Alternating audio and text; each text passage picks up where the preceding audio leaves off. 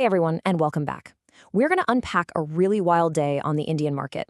Seriously, it was a day of high drama, a story that started with a roar and ended with a whimper, a real tug of war for control. I love this quote because it just nails the feeling of the day, doesn't it? It's that initial burst of energy where you feel like you can take on the world. Well, that was the market this morning. But as we all know, that caffeine rush never lasts. And this chart just says it all. I mean, look at this reversal. The Sensex shot up over 730 points right at the open. That's a huge move. But by the time the closing bell rang, pretty much all of that gain had just vanished.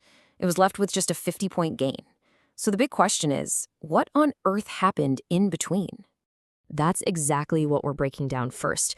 This really was a tale of two completely different halves, starting with total morning euphoria and ending with an almost completely flat finish. So here are the final numbers. When you strip away all that morning drama, the BSE Sensex closed up just 0.06%. The Nifty 50 up only 0.23%. After such a powerful start, these numbers look incredibly tiny. It tells you there was a serious battle going on right under the surface. Right, so what was behind that battle? Well, that brings us to the heart of today's story, the push and the pull. Just imagine two powerful teams in a tug of war, each trying to drag the market in their own direction. Okay, so on the push side, we actually had some good news. The IT sector got a bit of a relief rally, and some new US tariffs weren't as bad as everyone feared. But the pull forces were just stronger. That huge jump in the morning led to a wave of profit booking. That's when investors start selling to lock in their gains. And this selling was especially fierce in the heavyweight stocks, those massive companies that have a huge say in where the whole index goes. So with these two forces slugging it out, who were the actual winners and losers? Let's zoom in on the key players who really define the day's action. In the winner's corner, you had HCL Tech, which was riding that IT relief wave we just talked about, gaining almost 3%. Metals was actually the standout sector, climbing 2.7%, with companies like Tata Steel having a really strong day.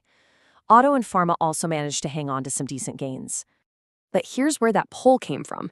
Just look at these names. Market heavyweights like Reliance Industries and SBI, they basically acted like anchors, and when these giants fall, they drag the whole index down with them. That's exactly what happened, and it's why those huge morning gains got wiped out. Now, I want to show you just one number, a big, stark one, negative 10%. This was the shock of the day, and it hammered one company in particular, Waaree Energies. So what could possibly cause such a massive one-day collapse? And here's why. This was a huge blow to the solar sector. The U.S. announced a preliminary duty of around 126% on solar imports from India because of what it called unfair subsidies. This sent total shockwaves through the sector and just hammered stocks like Waaree, a really brutal turn of events. An external shock like that really tests the market. And to understand what happened next, we have to peel back another layer and look at where the big money was flowing, who was buying, and who was selling. Now, this slide is really interesting because of the contrast. Foreign institutional investors, or FIIs, they were net sellers today. Not by a huge amount, but still selling. But now look at the other side. The domestic institutional investors, or DIIs, were massive net buyers. They bought up over 3,100 crore. That's over 31 billion rupees worth of stock. So this leads to a pretty crucial question, right? With foreign money heading out, who is stepping in and keeping the market from falling even further? Who's propping all of this up? Well, the answer is right here, our domestic institutional investors. They're basically acting as the market's primary shock absorbers. They're using domestic capital, so money from Indian mutual funds, insurance companies, to buy up the shares that foreign investors are selling off. This provides this incredible layer of stability, and it's a really powerful signal about the growing strength of India's own capital markets. All right, so that was the whirlwind of a day we just had. Before we wrap up, let's quickly shift gears and look ahead. Here are a few key things that investors should probably have on their radar for tomorrow. So for anyone holding these stocks, tomorrow is the X date. Angel One is going through a stock split, and for Stratmont Industries and Doonesbury Ventures, it's their ex-dividend date. So what does that mean?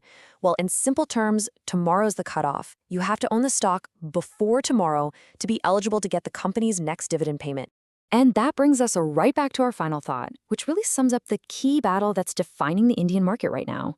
When global sellers, the FIIs, collide head-on with these powerful domestic buyers, the DIIs, which force is going to win out and ultimately shape the market's future? It is a fascinating tug of war to watch.